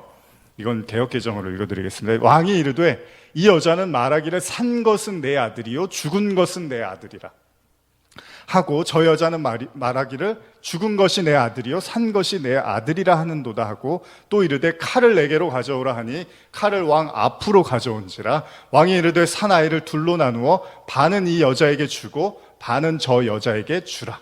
그 산 아들의 어머니 되는 여자가 그 아들을 위하여 마음이 불붙는 것 같아서 왕께 아뢰어 청하건대 내 주여 산 아이를 그에게 주시고 아무쪼록 죽이지 마옵소서 하되 다른 여자를 말하기를 내 것도 되게 말고 내 것도 되게 말고 나누게 하라 하는지라.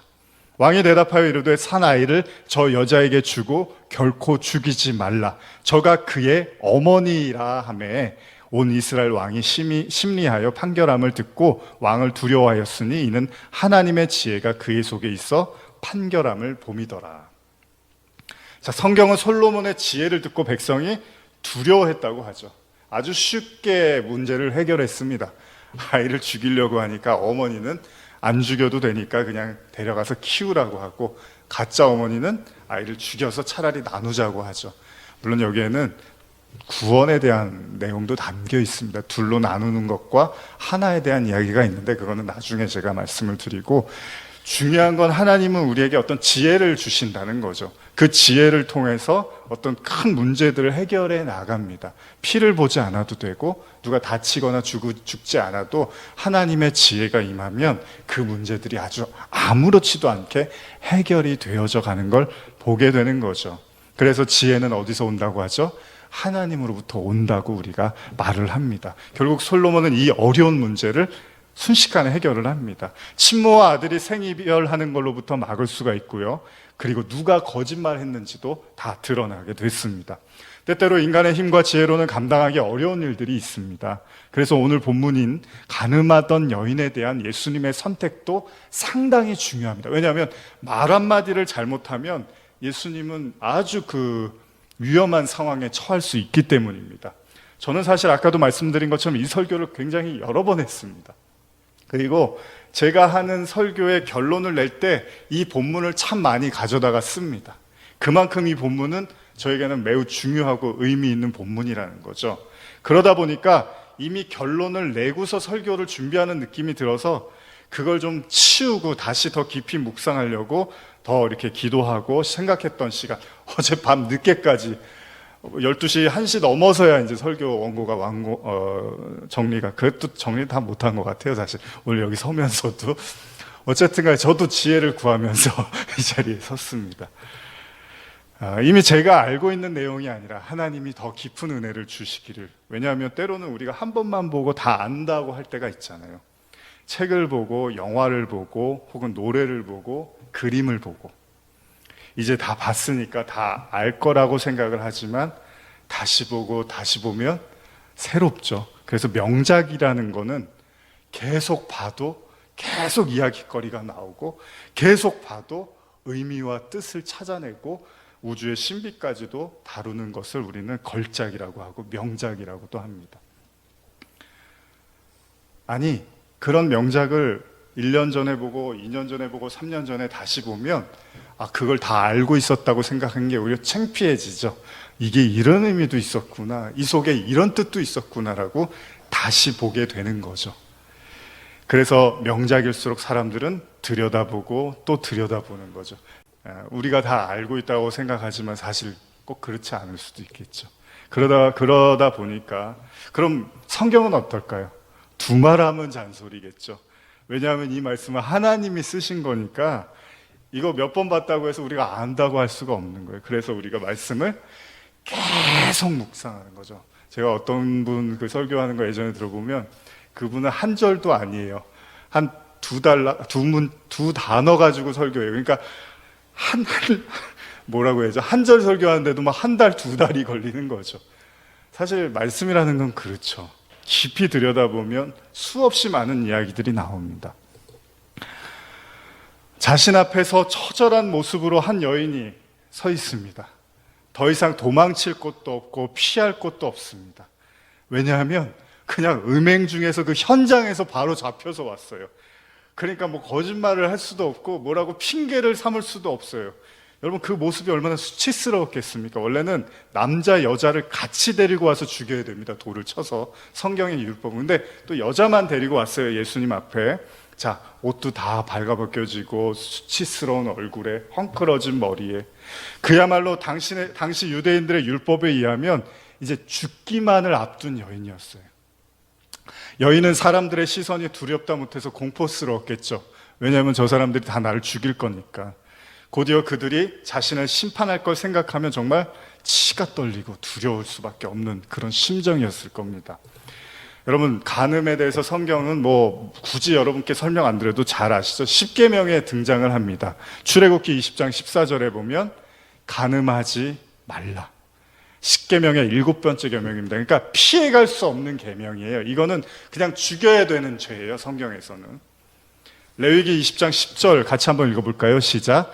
누구든지 남의 아내와 간음하는 자, 곧 그 이웃의 아내와 간음하는 자는 그 간부와 음부를 반드시 죽일지니라. 구약의 율법은 아주 엄격했습니다. 오늘날과는 다릅니다. 그냥 죽여야 되는 죄였습니다. 이 당시에는. 레위기에 명시된 간음에 대한 율법, 반드시 죽여라. 그냥도 아니에요. 반드시 죽여라. 예수님은 하나님의 아들로 오신 분이기 때문에 당시 종교 지도자들이 원했던 것은 예수님 역시도 여인을 죽이라는 말 한마디만 해주면 돼요.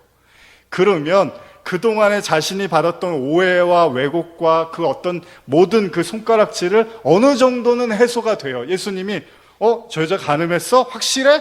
그럼 죽여야지. 그게 율법이야 라고 예수님이 요 한마디만 하면 되는데, 아니 그 최소한 그 순간이라도 면면할 수는 있어요. 예수님이 그 한마디만 하면. 그런데 이때 예수님이 기이한 행동을 합니다. 성경에 잘 안 나타나는 행동 중에 하나가 이거죠. 예수님의 행동 중에 하나가 뭐냐 하면 예수께서 몸을 굽히사 손가락으로 땅에 뭐를 쓰시고 그렇고 계시더라는 거예요. 갑자기 앉아서 뭐를 쓰시더라는 거예요. 자, 저와 여러분들이 갖고 있는 수많은 사람들의 의문, 이 본문을 아시는 분들의 수많은 의문 중에 하나, 도대체 뭘 썼냐는 거예요. 거기다가 바닥에다가 글을 쓰셨대요. 손가락으로. 그림을 그리셨을까요? 아니면 뭐 선 같은 걸로 이렇게 도형을 그리셨을까요? 뭔지는 아무도 몰라요.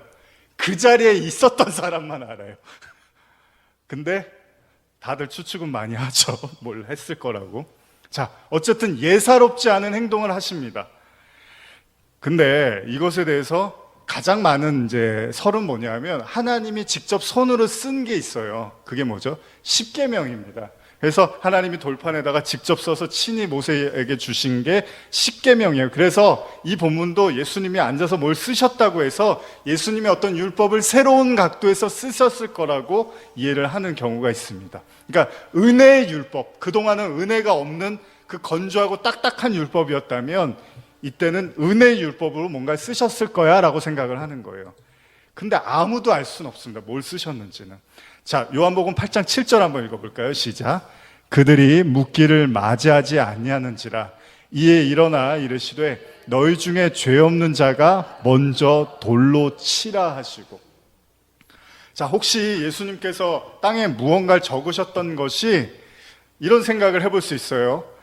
일상적으로 저지른 죄에 대한 기록이 아닐까. 왜냐하면 예수님이 이렇게 뭘 쓰고 나서 던진 말이 죄 없는 자가 철하라고 했을 때, 만약에 예수님이 침 뱉은 사람, 쓰레기 버린 사람, 뭐 우리의 그런 쉽게 우리가 저지르는 죄들 있잖아요. 잘못들, 뭐 속으로 욕한 사람, 속으로 간음한 사람, 뭐 이런 걸 막 쓰고 나서 참 봐봐 너희들 여기에 해당 안 되는 사람 있어? 이런 걸 수도 있겠죠.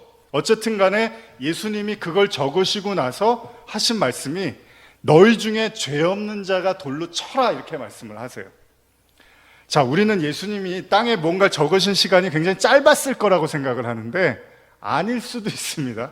상당히 오랫동안 뭔가를 적으셨을 수도 있어요. 그러니까 가능한 얘기예요. 여기 한 100명이 있는데 거기 있는 너 그러면서 이렇게 한마디 쓰시고 저기 있는 누구 이렇게 쓰시고, 그러니까 어머 저거 내가 잘못인데 이랬을 수도 있어요. 이건 몰라요. 그들의 양심의 가책을 느끼게 할 만한 어떤 말, 그리고 일상적으로 저지르고 있는 어떤 죄에 대해서 예수님이 썼을 수도 있다는 거죠. 어쨌든 예수님은 땅에 무언가 쓰신 이후에 그들의 양심을 묻습니다. 그리고 이 말씀은 오늘까지도 명언으로 남게 되는데 그게 뭐죠? 죄 없는 자는 돌로 쳐라.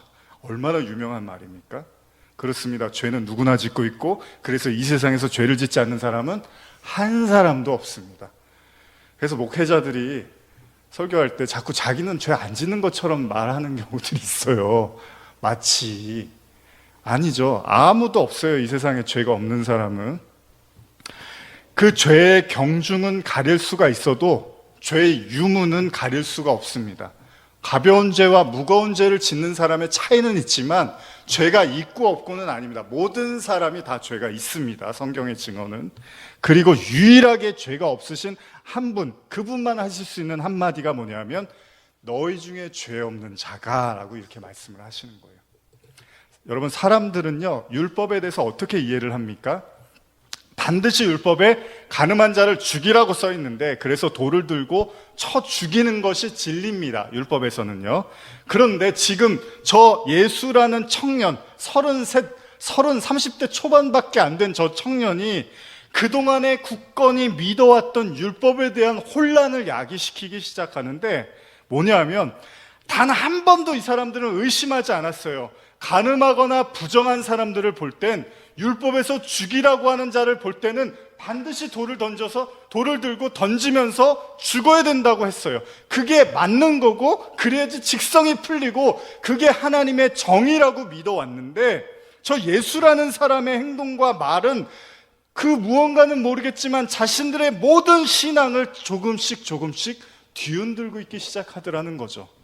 갑자기 신앙의 길을 잃어버린 사람처럼 의문이 생기기 시작했습니다. 뭐지? 지금 내가 어떻게 해야 되지 그럼? 그동안 내가 했던 일들이 과연 정의였나? 라는 생각이 들기 시작하더라는 거예요. 근데 예수님은 여기서 그치지 않습니다. 예수님은 성에 그치지 않았는지 다시 앉아서 무언가를 씁니다. 뭘까요? 2번 썼으니까 구약 신약? 뭘까요? 요한복음 8장 8절. 다시 몸을 굽혀 손가락으로 땅에 쓰시니. 단순히 이 구절을 들여다보면 눈에 띄는 단어가 뭐냐면 손가락하고 땅입니다. 그죠? 손가락, 굳이 손가락, 여러분 그냥 땅에 뭘 쓰셨어요 이렇게도 말할 수 있는데 굳이 손가락과 땅이라는 말이 같이 나와요. 그런데 여러분 성경에 보면 이름이 기록되는, 그러니까 뭔가를 기록하는 것과 관련된 말씀들이 종종 나오는데, 예를 들면 쉬운 겁니다. 여러분들이 구원받으면 하나님은 여러분들을 생명책의 이름을 기록한다고 쓰여 있어요. 혹은 하늘에 기록한다라는 말이 있는데, 요거 한번 읽어볼까요? 누가복음 10장 20절입니다. 시작. 그러나 귀신들이 너희에게 항복하는 것으로 기뻐하지 말고 너의 이름이 하늘에 기록된 것으로 기뻐하라 하시니라. 자, 그러니까 단순하게 이 구절을 놓고 보면 이런 생각을 할 수 있는 거예요. 마치 너희 중에 지금 이 여자를 향해서 돌을 던지는 자는 내가 너희 이름을 하늘이 아니라 땅에다 기록할 거야. 마치 학교 교실에서요, 반장이 뭐라 그러죠? 떠들어 칠판에다 적을 거야 라는 뜻의 예수님이 지금 어떤 그런 상징적인 모습으로 여기에다가 기록될 자들이야 너희들은 하늘에 기록되지 못할 거야 라고 제가 혼자 생각해 봤습니다. 상징적인 의미로요. 그러나 성경에 보면요, 실질적으로 하나님의 손가락이 나타나서 글을 쓰는 장면이 나옵니다. 바로 다니엘서죠. 여러분, 바벨론의 왕 벨사살이라는 왕이요, 아버지 느부갓네살 왕이 하나님한테 교만했다가 한번 되게 혼난 적이 있습니다. 그리고 회개를 한 기억이 있는데 아들이 그거를 잊어버리고 또다시 그 거만하고 교만한 삶을 살았어요. 그래서 예루살렘 성전에서 탈취해왔던 성정의 기물들에다가 술을 담아서 사람들하고 마시고 우상 숭배하고 이런 모습들이 일삼자 어느 날 갑자기 그의 궁에 손가락 하나가 나타나서 뭐를 이렇게 씁니다. 이걸 아무도 해석을 못하니까 결국 다니엘이 나타나서 해석을 해주는데, 이거 한번 같이 읽어볼까요? 다니엘서 5장 24절에서 28절입니다. 시작. 그러므로 그의 앞에서 이 손가락이 나와서 이 글을 기록하였나이다. 기록된 글자는 이것이니 곧 메네 데겔 우바르시니라. 그 글을 해석하건대 메네는 하나님이 이미 왕의 나라의 시대를 세워서 그것을 끝나게 하셨다 하미요, 데겔은 왕을 저울에 달아보니 부족함이 보였다 하미요, 베레스는 왕의 나라가 나뉘어서 메대와 바삿 사람에게 준 바 되었다 함이니이다 하니. 자, 이 글씨를 쓴 손가락의 내용은 왕에 대한 심판의 메시지였습니다. 하나님의 손가락이 그의 이름을 땅에 기록하고 있는 거죠. 물론 우리는 진짜 예수님이 무엇을 땅에 쓰셨는지는 알 수 없지만 제가 이 구절들을 생각했을 때 저는 의미적으로 충분히 그렇게 이해할 수 있다고 보는 거죠. 지금 여기 있는 자들은 다 땅에 이름이 쓰여질 자들이라고, 하늘에 기록될 자가 하나도 없다고. 여러분, 무엇을 기록하셨을까요? 놀라운 사실은 그의 말씀을 듣고 사람들이 흔들리기 시작했다는 겁니다. 요한복음 8장 9절인데요. 같이 읽어볼까요? 시작. 그들이 이 말씀을 듣고 양심의 가책을 느껴 어른으로 시작하여 젊은이까지 하나씩 하나씩 나아가고 오직 예수와 그 가운데 섰는 여자만 남았더라. 양심의 가책을 느끼다의 원어를 보면요, 드러내다, 폭로하다라는 뜻이 있습니다. 그러니까 예수님은 어떤 시드로든지 그들의 양심을 폭로했다는 거예요. 사람들의 죄를 폭로해서 더 이상 그들이 여인을 향하여 돌을 던질 수 없게 만드는 거죠.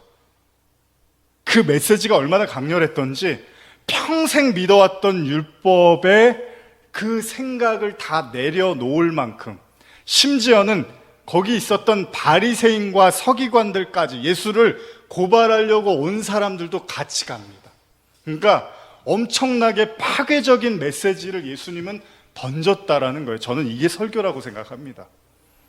우리의 지나온 삶과 지나온 생각과 지나온 그런 세계관을 내려놓지 못하는 말씀과 메시지는 저는 별 의미가 없다고 생각해요.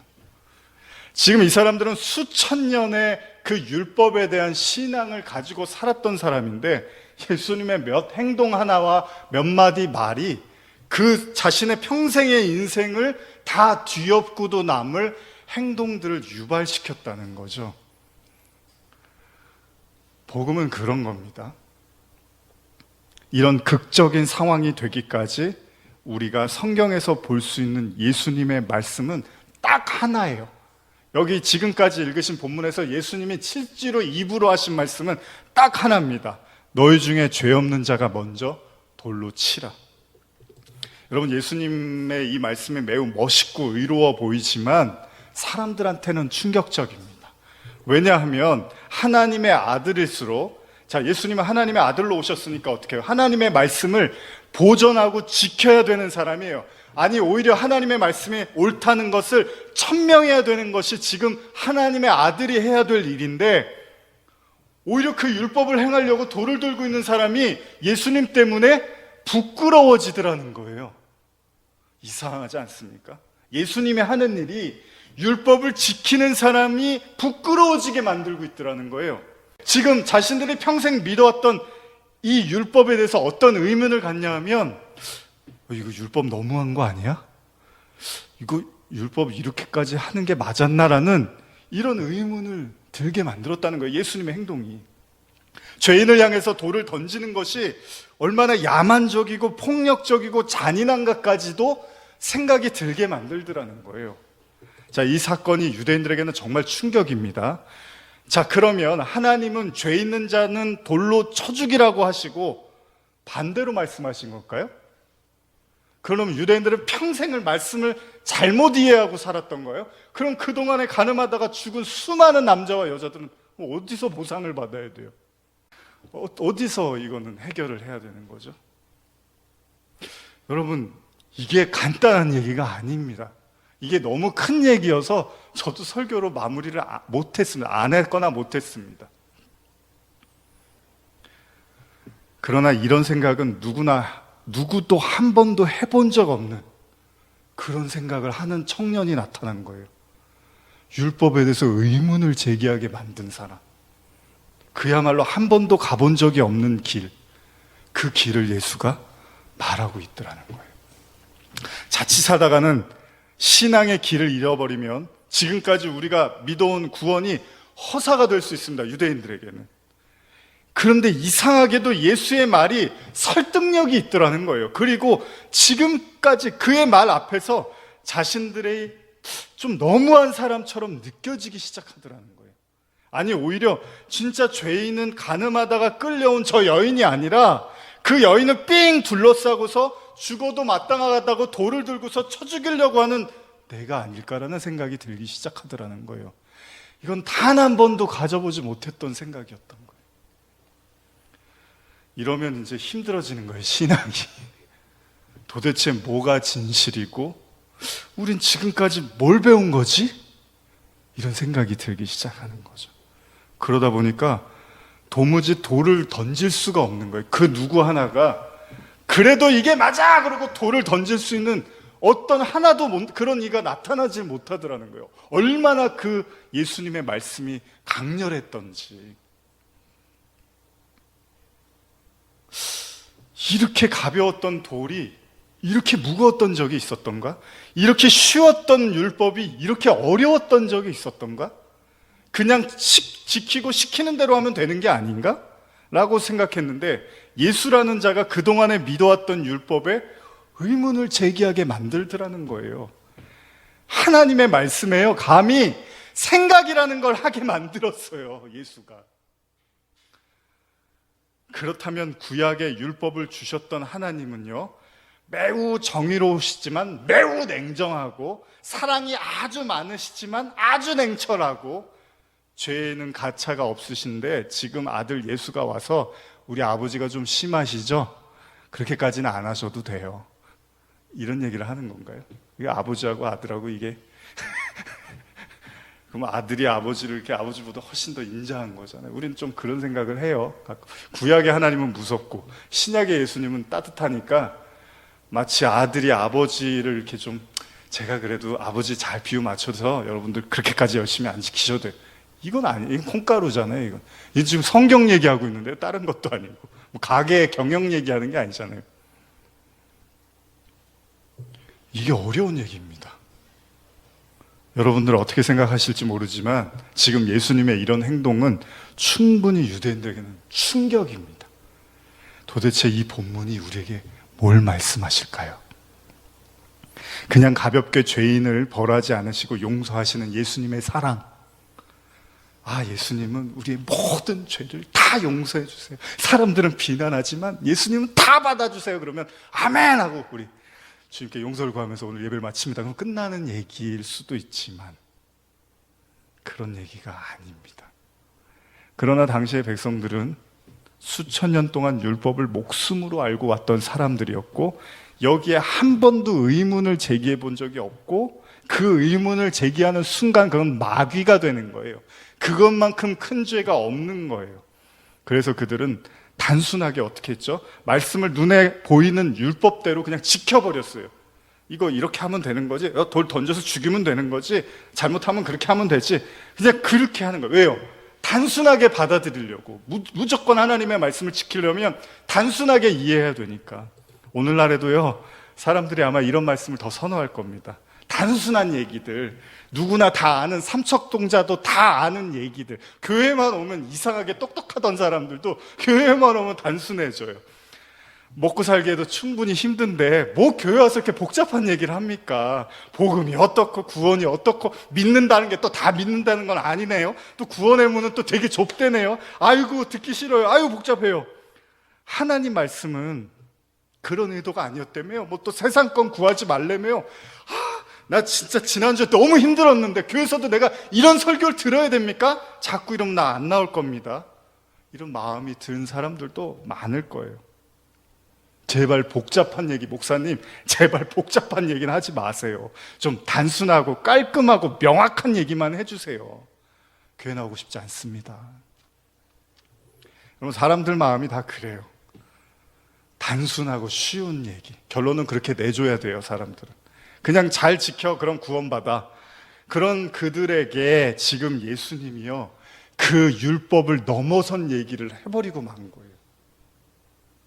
인간이 보지 않으려고 했던, 아니 볼 수 없었던, 아니 가보지 않았던 길을 예수님이 보여줘 버린 거예요. 그런데 정말 그것이 그들에게 구원이었을까요? 요한복음 8장 10절입니다. 시작. 예수께서 일어나사 여자의 외에 아무도 없는 것을 보시고 이르시되 여자여 너를 고발하던 그들이 어디 있느냐? 너를 정죄한 자가 없느냐? 저는 오늘 예수님과 가늠하던 여인과의 사건을 말씀드리면서 율법과 예수님과의 관계, 그리고 유대인들과의 관계를 장황하게 늘어놨습니다. 그러나 저의 수준이 깊지 못하기 때문에 예수님의 깊이와 넓이를 이 세치혀로는 제가 나누기가 너무 어렵다고 판단이 됐습니다. 그러나 고민 끝에 제가 드릴 수 있는 이 이야기로 오늘의 설교를 마무리를 해보려고 합니다. 이 얘기는 너무 큰 얘기여서 제가 이 하루에 한 주에 이 얘기를 다 나눌 수 없습니다. 그러나 한 주에 나눌 수 있는 얘기만 드리겠습니다. 만일 이 자리에 예수님이 안 계셨으면 어땠을까요? 바리새인도 있고 가늠하던 여인도 있고 그를 죽일 많은 정의로운 신앙인들도 있었어요. 그런데 예수님이 그 자리에 안 계셨으면 잘 보십시오. 여인의 운명은 거기서 끝납니다. 바리새인들은 하나님의 이름으로 율법을 집행했다는 자부심으로 든든했을 것이고요. 사람들은 돌을 들어서 여인이 피 흘리고 숨을 거둘 때까지 쳐 죽이면서 하나님의 율법을 실천했다는 자부심을 가지고 있었을 것이고, 마지막으로 여인은 끝없이 날아오는 그 비난의 돌멩이를 맞으면서 철철 피를 흘리며 자신의 운명을 저주하며 이것이 내 지랄 맞은 인생이구나라고 생각하며 그렇게 생을 마감했을 겁니다. 그렇게 자신은 하나님의 심판을 받는구나라고 영원한 죽음으로 끌려갔겠죠. 이상할 것 없는 하루였습니다. 유대인들에게는 매일 일어났던 일들이었고 자주 볼 수 있었던 일들이었습니다. 그러나 이 모든 건 다 비극입니다.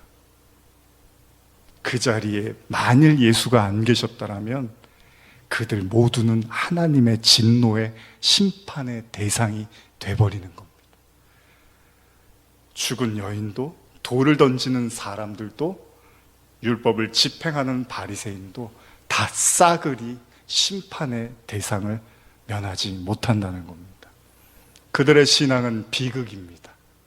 아무도 이것에 의의를 제기하지 않고 아무도 이것에 문제를 삼지 않으면 그들은 평생 그렇게 살다가 죽는 거죠. 그리고 아무도 그 중에는 구원받는 사람이 없습니다. 진짜 비극이죠. 이것이 바로 예수 없는 자의 삶입니다. 그들의 마음, 그들의 신비, 그들의 마음의 돌판에 예수님의 메시지를 담지 못하면 그들 모두의 운명은, 그들의 몸이 아니라 마음의 할례를 받지 못하면 그들의 인생은 비극입니다. 그것이 모든 인류의 현실입니다. 그러한 멸망의 무리들 사이에 예수님이 서자 비극은 희극으로 바뀌기 시작하더라는 거예요. 요한복음 8장 9절 10절입니다. 같이 읽겠습니다. 시작. 그들이 이 말씀을 듣고 양심의 가치를 느껴 어른으로 시작하여 젊은이까지 하나씩 나가고 오직 예수와 그 가운데 섰는 여자만 남았더라. 예수께서 일어나사 여자 외에 아무것도 없는 것을 보시고 이르시되 여자여, 너를 고발하던 그들이 어디 있느냐? 너를 정죄하던 자가 없느냐? 확실한 사실, 마땅히 심판받고 죽어야 될, 돌에 맞아도 아무것도 이상하지 않을 그녀가 새로운 삶이 시작되더라는 거예요. 생명의 기회가 열리기 시작하더라는 거예요. 아울러서 그곳에 있었던 바리새인을 비롯한 수많은 군중들에게도 회심의 기회가 열렸다는 거예요. 처음으로 돌을 내려놓고 떠나더라는 거예요. 여러분, 이게 예수와 함께하는 자와 함께하지 않는 자의 차이입니다. 예수의 생명을 가진 자는요, 주변을 살리는 사람이죠. 그런데 그 주변을 살리기 위해선 반드시 그들의 세계를 무너뜨려야 합니다. 그들의 구약의 율법의 세계를 무너뜨려야만 새로운 세계를 보여줄 수 있는 거죠. 만약 예수가 이 자리에 계시지 않았다면, 아니 우리의 삶에 예수님이 계시지 않았다면 우리 또한 바리새인은 돌을 던지는 사람 중 하나이건 아니면 처절한 죽음을 맛보게 될 여인의 삶이던 그 중에 하나일 것이고요. 거기에는 어떤 희망도 없고 구원의 통로도 없습니다. 어떤 탈출구도 없습니다. 참 놀랍습니다. 여인의 주변에는 온통 그녀를 비난하고 심판하려는 자들로 가득했습니다. 아무도 여인의 편이 돼주지 않습니다. 왜냐하면 이 여자는 죽은 여자이니까, 죽여야 되는 여자이니까, 심판의 수순을 앞둔 여자이니까. 그런데 예수가 오자 그 모든 무리들이 다 사라지더라는 거예요. 이게 예수님의 힘 아닙니까? 여러분들의 편이 아무도 없지만 여러분들이 그리스도를 믿으면 하나님이 여러분들의 편이 돼주시잖아요. 사람은 말이 많고 복잡하잖아요. 하나님만 우리를 다 품어주시죠. 그녀가 누명을 씌워서 예수님께서 정의로 그녀를 보호한 게 아니고요. 죄 있는 것도 다 알고 죽어야 되는 것도 다 아는데 그녀를 향해서 한마디를 말씀하십니다. 요한복음 8장 11절 같이 읽겠습니다. 시작. 대답하되 주여 없나이다. 예수께서 이르시되 나도 너를 정죄하지 아니하노니 가서 다시는 죄를 범하지 말라 하시니라. 그리스도 안에 있는 자는 날마다 새로운 삶을 사는 겁니다. 지나간 모든 것을 기억하지 마시고 또 새로운 그리스도와 함께 이번 한 주도 걸어가시기를 축복합니다. 기도하시겠습니다.